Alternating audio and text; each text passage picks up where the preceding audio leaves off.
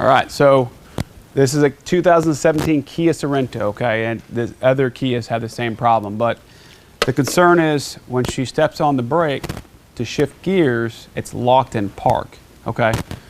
What normally transpires to this is when you step on the brake pedal, it has a signal going to the body control module, what this is right here. It retrieves that, hey, brake pedal has been pressed, then this sends a ground through the wiring to the interlock switch. The interlock switch then releases a rod, then you can actually shift the shifter, okay, to what gear you want.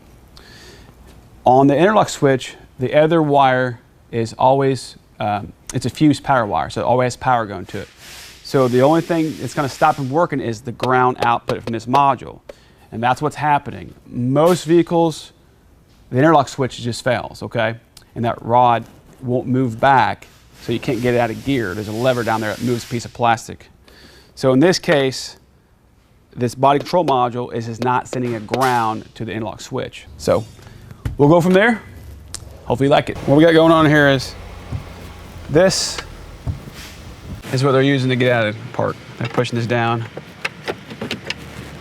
because most people think the switch in there that controls the shifter is bad, but it's not. It's the body control module. I retested it. The interlock switch, which is when you put the brake, it sends ground. It always has power to the interlock switch. Once the brake pedal is stepped on, the BCM sees that and it sends ground to the interlock switch, which energizes the switch and allows you to shift the vehicle out of park.